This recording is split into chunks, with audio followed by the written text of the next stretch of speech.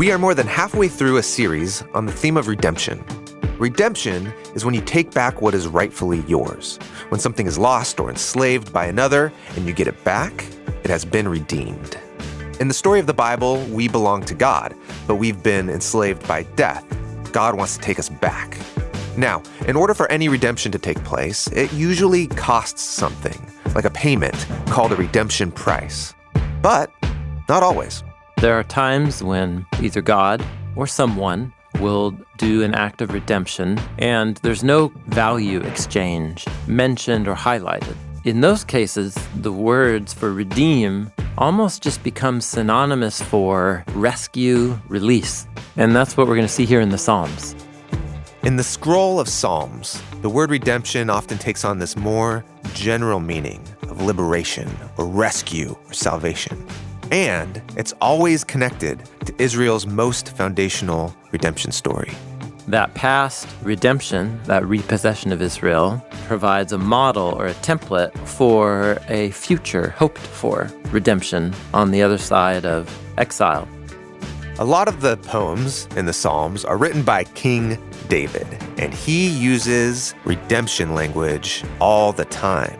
David found himself with his life in danger many times. King Saul chasing him around the wilderness, and Yahweh, through no agency of David, brought about the downfall of King Saul and exalted David to become king.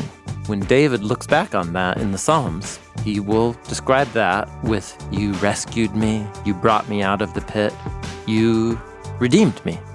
But are these poems just about King David? You start to feel like what's happening for David is somehow brought into this bigger frame of the redemption of all Israel, which is brought into the biggest frame, the redemption of all humanity in the cosmos.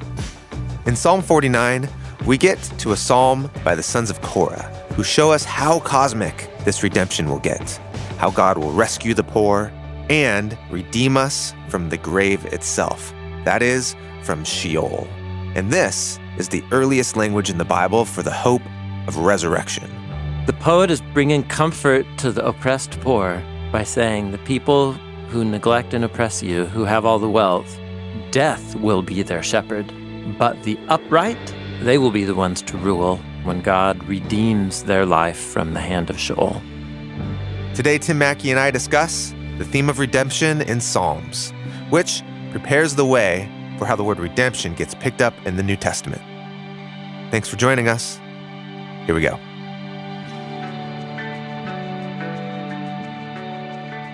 Hey, Tim. Hello, John. Hi. Hello. We're talking about this concept of transferring ownership, transferring possession. Yeah. The word that we use in English is redemption, to redeem. To redeem. And in the story of the Bible, God owns everything. So anytime God takes something back for himself, it's a repossession. And we've been looking at that in terms of the biggest frame, which is we are God's children. We are created to be in his life. That's the Garden of Eden. And through our own just failures and folly and violence, humans have been handed over to a new owner. Yeah, or they've given themselves over. I mean, allowed themselves to be influenced by and captives too, almost, you could say. Yeah. The snake. The snake who leads them back to the dust. Yeah. And so now humans are owned by death, but God wants to repossess back into life, to redeem. Where this really comes to life narratively is in the story of Israel under the possession of Pharaoh. And Pharaoh thinks he owns Israel, but God owns Israel. Yeah. So God takes Israel back, and this is an act of redemption. And in the logic of redemption, oftentimes there's an exchange of value in order to take something back, to repossess it. And in Hebrew, that's a kofar. It's a payment so that you can release someone from the ownership that they have. And in the story of Exodus, God doesn't give Pharaoh anything. Yeah. But in the story of the Passover, which is this like little narrative moment at the hinge of when Israel's going to go free, we kind of see that everyone has been handed over to death, both Israel and Egypt. Yeah, not kind of. I mean, in terms of all the firstborn are going to die. That's the warning. That's the warning. Yeah, death is coming for everyone. Everyone is a slave to death. Yeah, it's sort of like Pharaoh became a partner with an intent and purpose so evil that he thought he had to extinguish the life of an immigrant group to secure a future for his nation. It's clear in the story why Pharaoh Yeah, but he's in league with death. is in league with death. Yeah, that's right. But the destroyer, the plague that comes at Passover, is also going to take out Israelite firstborn. Yeah. And there is where you talked about the story of the Bible is nuanced. And the reason why Israel is in Egypt in the first place is because of a bunch of failures of oppression and injustice. Brothers betraying and enslaving their brother. Yeah. Everyone is in the grip of death. Yeah. We're all outside Eden, returning to the dust. And so the Passover moment is not just releasing Israel from the That's death right. that Pharaoh brings, Yes, yeah. but this bigger D death, Yeah, which is going to take everyone down. it's great. And there, the kofar payment is the blood of a blameless lamb that will stand in the place. Yep, that's right. The point is not a bloody death to satisfy a malicious deity. It's rather Yahweh provides the surrendered life of the lamb that will cover for anybody who also participates through an act of repentance, an act of turning towards God in surrender and trust. Yeah. And that's Yahweh's gift that gives them the opportunity to find life out of death. And it's through this offering of a life in place of a life. But it's never called a kofar That's true. It is in the never Exodus called a story. kofar. And that's okay. The idea is there, Okay. even if the word isn't used. The lamb functions in the slot of the kofar in that story. Then we moved on. We talked about where redemption appears elsewhere in the Torah. And I don't think it's worth getting into necessarily, but it's all to say that redemption is a release of land or people who are under ownership that they shouldn't be. And so a redemption is bringing back into rightful ownership. That's right. We also noted back in those earlier discussions that there are times when either God or someone will do an act of redemption with either of the verbs in Hebrew, which is ga'al or padah. And there's no kofar, there's no value exchange mentioned or highlighted. And in those cases, the words for redeem almost just become synonymous for liberate, rescue, release. Yeah. And that's what we're going to see here in the Psalms, which we're focusing on in this episode, which is how the redemption ideas are picked up in the poetry of the Psalms. So maybe just a quick overall note. The Psalm scroll has the most chapters of any book of the Bible. That's one way to think about it. Okay. It has 150 distinct literary units that are each of them like poems. And man, these poems come from almost every period from Israel's history, from the way back to the period of the kings and earlier, all the way down to the exile to Babylon, during the exile, and even after the exile and the return back into the land during the Second Temple period. I mean, some of these poems are coming from way down the line after the exile. So it's an anthology, but it's been organized and shaped into meaningful bundles. We've talked about the 5-part shape before of the Psalms. And then within those 5 parts, there's these little sub-collections. But the point is that the final composition of the Psalms and the final editing and shaping of these poems is all connected to the final themes and organizational ideas at work in the Hebrew Bible as a whole. So it is no surprise that there's going to be a lot of poems that reflect on the Exodus story, since that's like the foundation story of Israel's covenant relationship with Yahweh. So if you look at redemption language in the Psalms, many of the times that redeem appears is in a retelling of the Exodus story. Which makes sense. Yeah, makes perfect sense. Here's a couple greatest hits. Psalm 106. It's a retelling of the Exodus, and it recalls the moment when Yahweh rebuked the sea of reeds and dried it up. He led them through the deeps as through the wilderness. Isn't that interesting? That going through the sea is like going through the wilderness. Yeah, because then... Yeah, once they get through the sea, they got to go through the wilderness. Yeah, exactly, yeah. Yeah. But its own little wilderness moment. Yeah, like dry land. Yeah. Yeah. He saved them from the hand of the one who hated them. It's Namely interesting. Pharaoh. Yeah. Yeah. He redeemed them from the hand of the enemy. Oh, so hand is image of possession. Yeah, okay. But Pharaoh isn't named explicitly. He's just called the hater, The hater. the enemy hater. Yeah. The waters covered their adversaries. Not one of them was left. They trusted in his words and they sang his praise. Okay. It's a great little summary of the Sea of Reeds moment. But notice that redeem here is just a little signal that has a whole story underneath it that just isn't the focus here.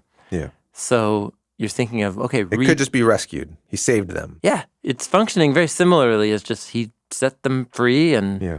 even God's own possession isn't immediately in the context here. Because normally you would think he redeemed them and Made them his own. made them his own people or something like that, in terms of like the family repossession meaning. It's under the surface. It's under the surface, but it can just function as a synonym for rescue. Psalm 77. I will remember the deeds of Yahweh. I will remember your wonders of old. I will meditate on all of your work and muse on your deeds. So what are those deeds of the past? Well, you're the God who works wonders. You made known your strength among the peoples. You have by your power redeemed your people. The sons of Jacob and Joseph, the waters saw you, O God. They saw you and were in anguish, and the deeps trembled. Yeah. So this is the moment at the Sea of Reeds. Whatever happened at the Sea of Reeds, Yeah. it just left a very powerful memory. Okay, so all of that is retellings of the Exodus story. The word redeem is front and center. I could show many more examples. Okay.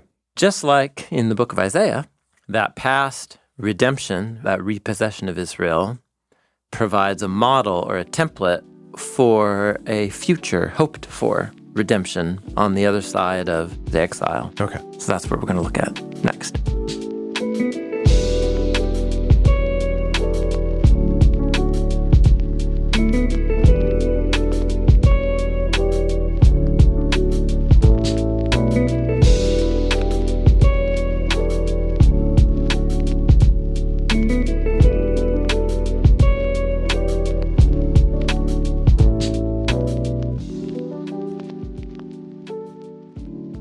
There's only a couple poems that mention Babylon explicitly Okay. in the Psalm scroll, but the situation of exile is everywhere taken for granted in so many poems.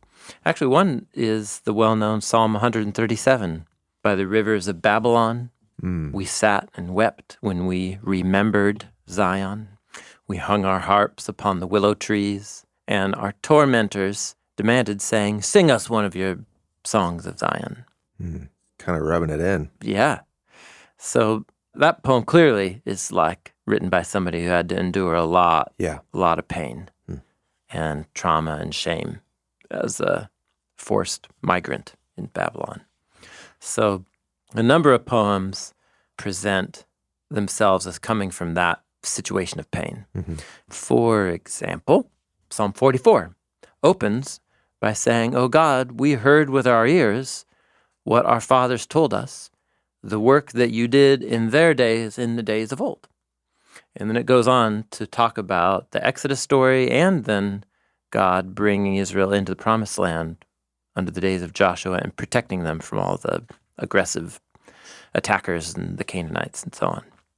But then the poem pivots in verse 9 and says, but you have rejected us and brought us to dishonor. You don't go out with our armies. You cause us to turn back from our adversaries, and those who hate us have taken spoil for themselves. You've given us as sheep to be eaten and have scattered us among the nations. There it is. There's the exile. Yeah. So Psalm 44 concludes with, wake up. Why are you asleep, Yahweh? Wake up. Don't reject us forever. That's an interesting metaphor. God has taken a nap. It feels like God's asleep, fell asleep on his promises. Why do you hide your face? Why do you forget our affliction and oppression? Our nephesh, our soul, has sunk down into the dust. Our body cleaves to the land. We're turning back into dirt, Yeah. deconstructing here. Yeah, out of Eden imagery. Mhm. We're dying. So rise up, be our help, redeem us for the sake of your loyal love. Yeah, transfer us back Mm-hmm. to your life. Redeem us. Mm-hmm. So it opened with Exodus, didn't use the word redeem, but now we're in a situation of dishonor. So redeem us, the implication being do a new Exodus thing. But notice how it's defeat by enemies is the description, scattering among the nations, but then that's described first as the result of God being asleep or hiding or forgetting, and then this Eden imagery of what we're experiencing is like going back to the dust again. So it's this merging of defeat by enemies, exile, and God turning away his face. yeah. I mean, in a way, that's a way of thinking about the results of the Eden narrative. Deceived by an enemy, the snake, exiled from Eden, scattered out, and then Yeah, back to the dust. returning to the dust. Yeah. So whatever redemption is, it's also called being our helper, which is the same word as when God says, splits the human in half, I will provide an azer, that delivering ally. Be our delivering ally and redeem us. So it's the word pada, not the family repossession, but pada here. So there's no emphasis on like offer a kofar. Right. It really pada here as, again, the sense of like release us, liberate us from this really bad situation. I'm really bad, putting it lightly. Yeah. Horrible situation. Yeah. Yeah. So again, the point And it's very honest, too. It's like, it feels like you're asleep, God. Yeah. Wake up. And what's interesting is in the Eden story, the reason why we're outside of Eden, it's not God's fault. Yeah, he's not asleep at the wheel there. No. But this is now many generations into the human story, into Israel's story.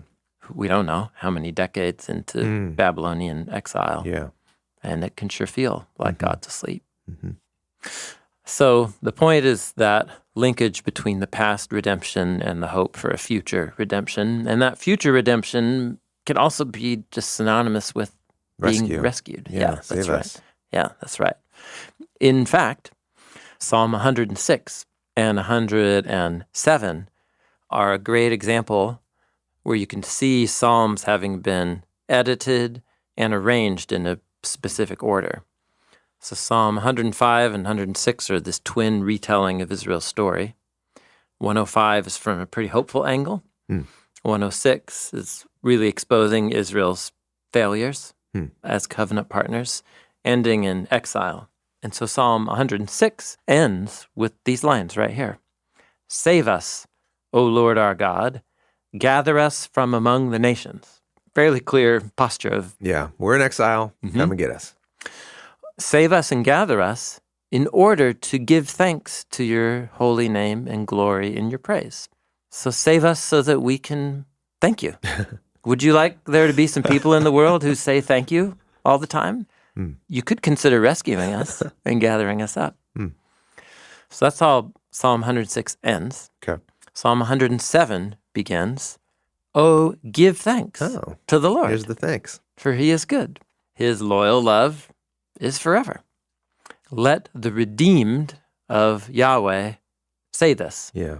The ones he has redeemed from the hands of their adversary and gathered them from all of the lands east and west, north and south. The gathering is a redemption. The gathering is the redemption. Yeah, that's right. So in the end of Psalm 106, it's save us and gather us. At the beginning of Psalm 107, it's redeem us and gather us. Yeah. Oh.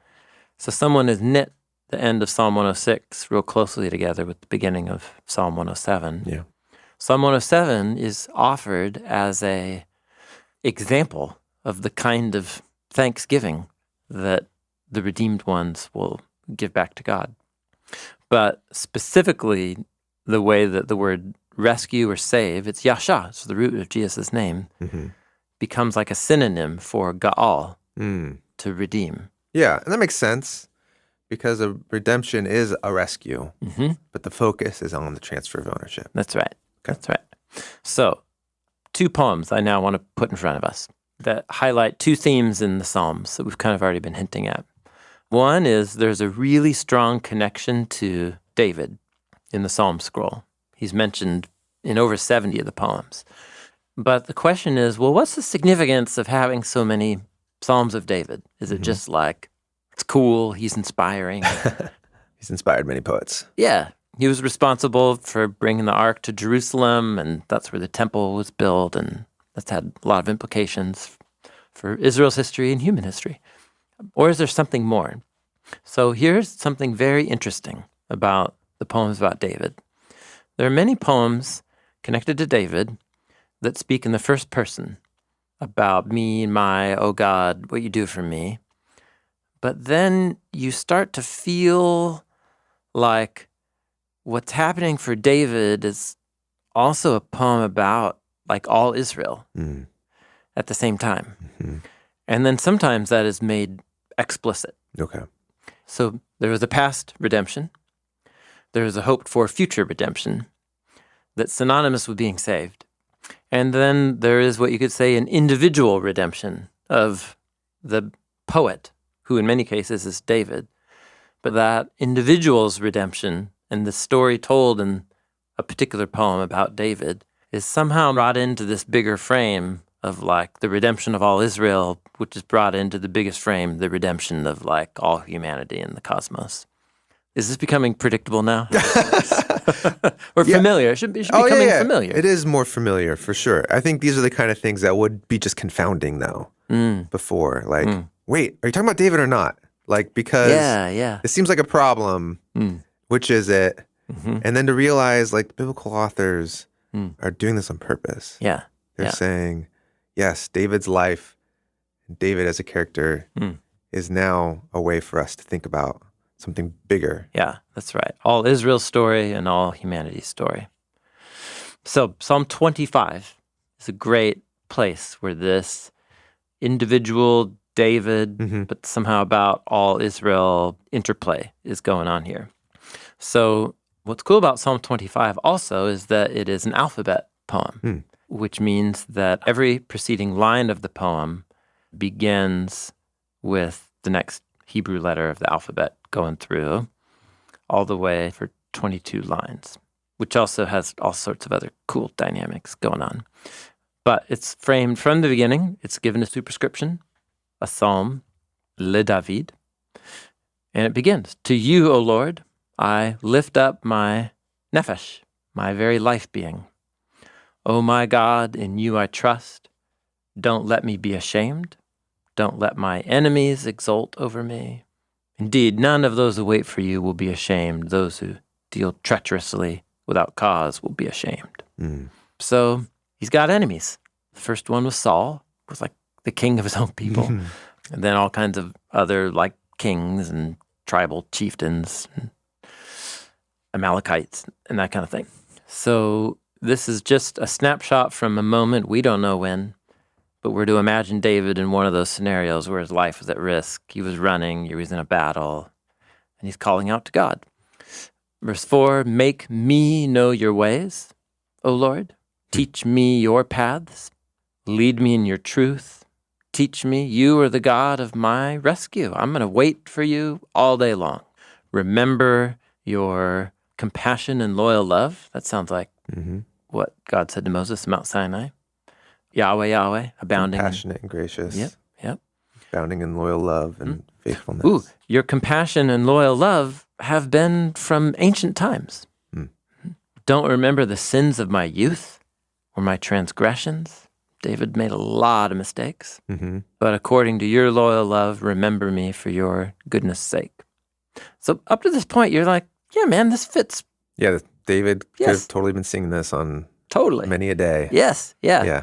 And really, the rest of the poem is just like that. It's like he's taking lessons from his own life. Yahweh is upright and good. He teaches, he gives Torah to sinners on the path. He leads the humble in justice. He teaches the humble ones his way. Who is the man who fears Yahweh? He will teach him. So notice the emphasis on teaching here. Yeah. So we return to his plea again in verse 16. Turn to me, be gracious to me. The troubles of my heart are huge. Bring me out of my distress. Look upon my affliction. This is the word oppression. Forgive all my sins. So notice this recognition. The situations of difficulty that I'm in are the result of my own making here. And look upon my enemies. There are many. They hate me. Guard my soul, deliver me. Don't let me be ashamed. We're returning to the language of the opening lines. Let integrity and uprightness preserve me. For you I wait. And that verse 21 is the last letter of the Hebrew alphabet. Okay. So you would think that's the last. Yeah, we've just line gone of the from poem. Aleph to Tav, and Okay. it's all just dialed into David's life. The last line of the poem, there is one more line that sticks out of the alphabet structure. So just that itself makes it stick out like a sore thumb. Yeah. Who added this line? And you're like, wow, this doesn't fit. Where is it?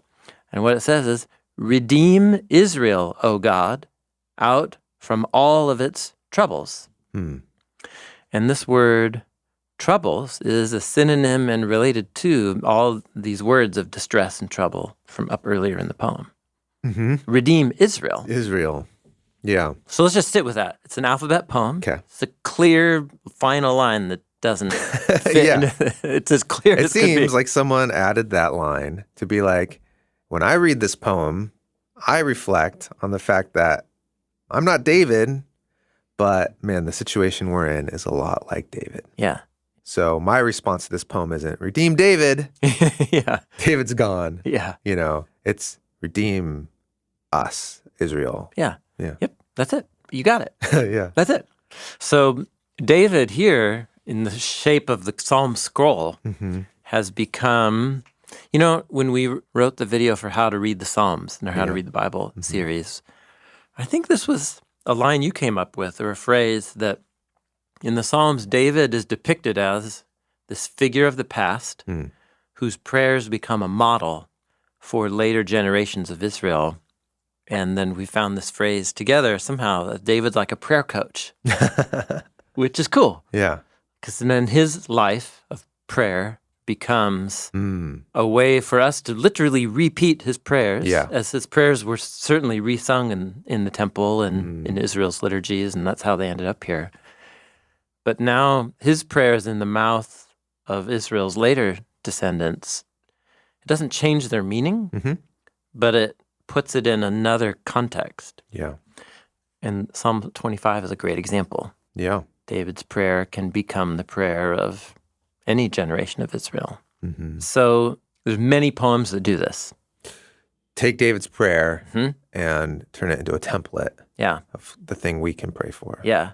And quite often, what you will find is the language of redemption at some of those moments. Whether it's a moment in the added bit or the reshape, or that you'll find the word redemption in poems connected to David, but that seem like they're about more. Well, that's interesting because David's story isn't really a story of redemption, right? Oh, okay. You're talking about the arc of his whole life. Well, I mean, just when you think of a redemption story, you think of the Exodus story. And then you think of, God bringing Israel out of exile. Yeah. We know that David uses redemption language almost metaphorically, right, to talk about being rescued from his enemies. We looked at that the very first episode, I think. Yeah. We looked at how David will use the word redeem, and he just kind of really just means save me. So why is this word such a hot spot? Yeah, so David found himself with his life in danger many times. King Saul chasing him around the wilderness. He hadn't done anything wrong. He wasn't trying to stage a coup or usurp Saul. But there he is in the wilderness. And Yahweh, through no agency of David, brought about the downfall of King Saul and exalted David to become king. So when David looks back on that in the Psalms, he will describe that with, you rescued me, you brought me out of the pit, you redeemed me. Yeah. In fact, Psalm 103, a psalm of David, Bless the Lord, O my nephesh, and all that is within me, bless his holy name. Bless the Lord, O my nephesh, and forget none of his benefits. Mm-hmm. He pardons all your iniquities. Here's some of the benefits. Here's some of the bennies. Yep. Bonus package. He pardons all your iniquities. He'll forgive the ways that you wrong him. Mm-hmm. He'll heal your diseases. He'll redeem your life from the pit. Mm. And he'll give you a crown with loyal love and compassion. Mm. So there's 4 benefits. 4 big ones. 4 big ones right there. Yeah. So redeem your life from the pit. Mm-hmm. The pit, and if we're talking about transfer of ownership, we're kind of this, like, the pit owns you now. Yeah, death. Death. Yeah. Yeah. We're all going there. I'm going to transfer you out of death. Mm-hmm. Okay, so here's the thing I keep thinking about then. Mm. You could just use the word rescue. Yeah, yes, yep. Almost any time the word redeem shows up Mm. in all of these stories and all these situations, Yeah, you yeah. could use the word rescue. Mm. But by using the word redeem, it really highlights 2 things. We are God's, but also we are now under the possession of something else. That's good. And That's right. that frame is actually kind of easy to forget about. Like when I think about the rescue, the salvation that God brings, I think it's easier for me to just think about it in terms of moral obligation. Like, I've screwed up. I owe a price for like the things that I did. Like I've stacked up obligations that I can't make good on. Mm-hmm. And here, it's actually bigger than that. It's like, well, yes, but now you're actually under the ownership. Yeah, okay, good. That's great. Of the Pharaoh, right? Of death, The of pit. sin, Yeah, the pit. yeah. Like, you actually now are a child of death. Mm-hmm. And that's not where you belong. So every time this word redeem shows up, it's like saying, I want you to think about that. Mm-hmm. That's the thing that's important to recognize. Not that you are being forgiven, although you are. Not that you're just being rescued, although you are. But there is this transfer. You are enslaved, as Paul will talk a lot about. Slavery. It's all about ownership. Ownership. Yes. It really makes it pop more. Slavery is one of the most potent images for being under the ownership, wrongful ownership of another. Yeah. Yeah, totally. And that's why redemption is one of the main words. So you're right. Salvation words are focused on the transition from death and danger to out of danger. Redemption words are talking about the same transition, but in terms of the possession that you're transferred into and that safety and security of being possessed by someone who will care and love and help you flourish. That's the emphasis of these words. That's cool. That's really helpful. Yeah, I'll just say when we get to the line, you've redeemed me from the pit. I think normally that line, I just would go, yeah, okay, you rescued me. Yeah. But now that it just feels so much more potent. The pit owned me. I'm a slave to the pit. Yeah. I have transferred allegiance to the pit. Yeah. Okay. All right. This is perfect. So we have to do one more. Okay. So we've gone from collections of Israel's past exodus as a redemption from Egypt in the Psalms, anticipation of a future exodus, and then the way David will use that language to describe his own personal experience and how that becomes a model individually for all of Israel.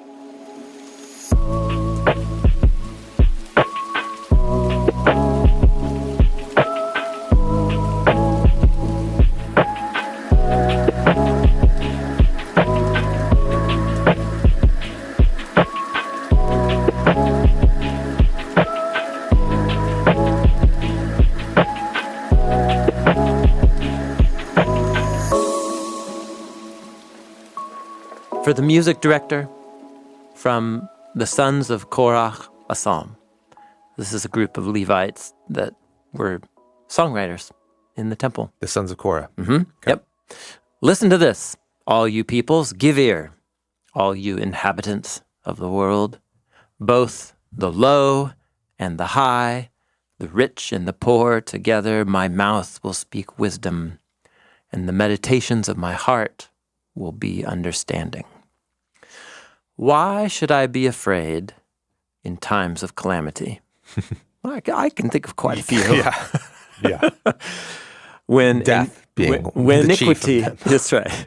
When iniquity surrounds me at my heels, when those who trust in their wealth boast about the abundance of their riches.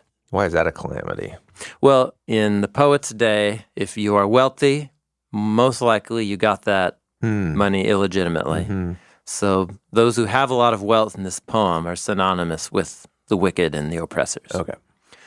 And so what the poet noticed is like, oh, people who are wealthy tend not to care about anybody else.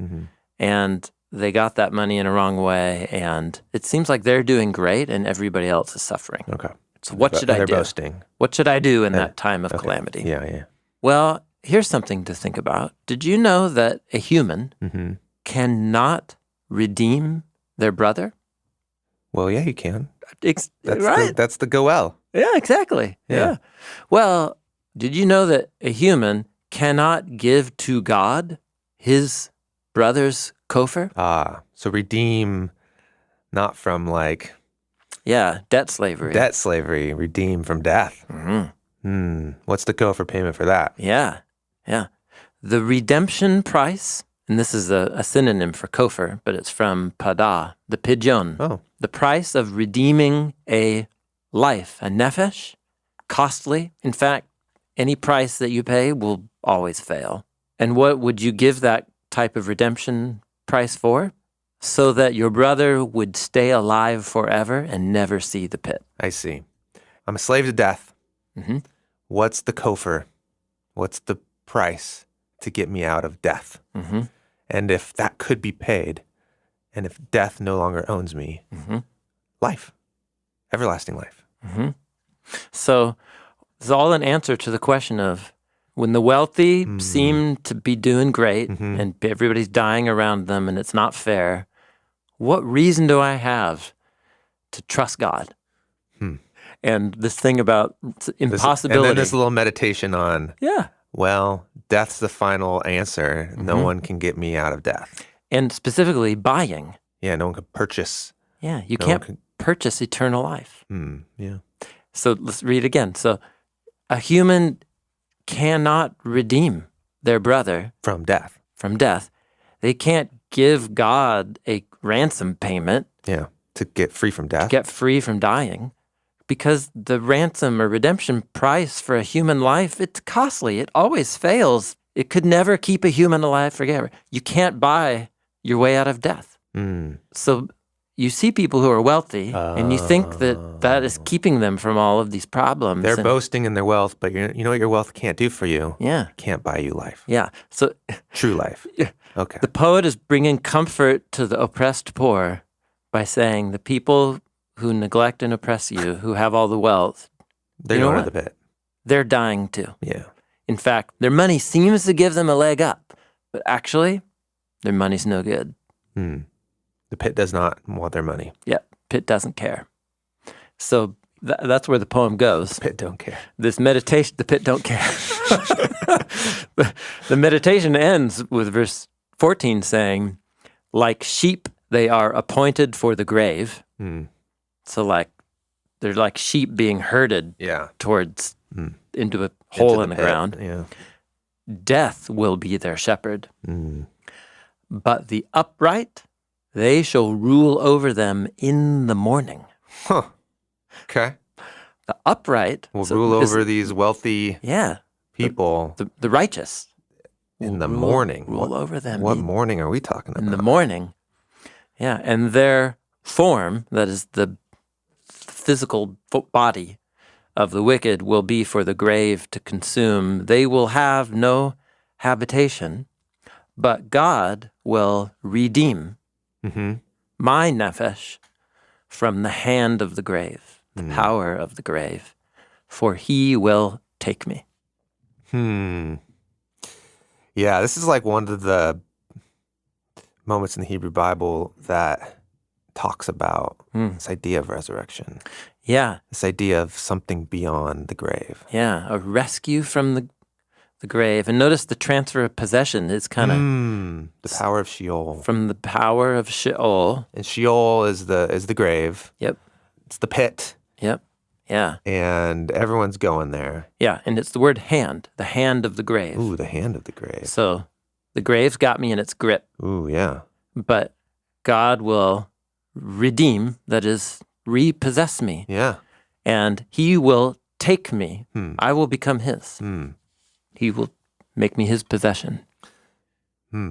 So there's no human, there's no brother who can redeem me from the grave. And so there's no amount of money that someone can pay on my behalf. Yeah. But God can redeem from the grave. Yeah. You can't buy life that way. Even though it seems on the day-to-day level like you can buy the good life. The hand of Sheol. Yeah. That's a cool kind of phrase. It's got us all. It's dragging us down. I mean, isn't that kind of core to this whole idea? We're in the hand of Sheol. That's it. That's right. Yeah. Who can rescue us? Who can take us from the hand of Sheol? Yeah.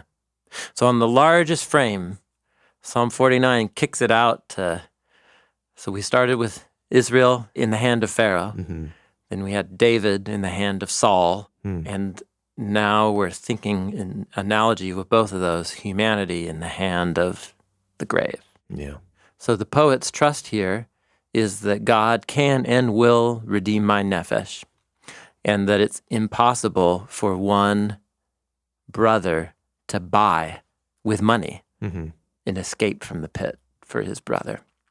But it just tantalizes us here, Will. There's nothing you can pay death Yeah, to escape death. that's right. It's kind of a pretty intuitive and just deeply disturbing reality that all humans have to kind of come to. Yeah, yes. We are owned by something that's coming. And there's nothing you can do. That's right. And and what the hope of the resurrection did in the development and history of human thought, right? This bold idea, because there was ideas of afterlife in many cultures, but the unique idea of the recreation of the human on the other side of death to a transformed existence that is not just otherworldly, that is here placed in creation, but a transformed creation. That's a unique contribution of the Jewish Christian story into human thought.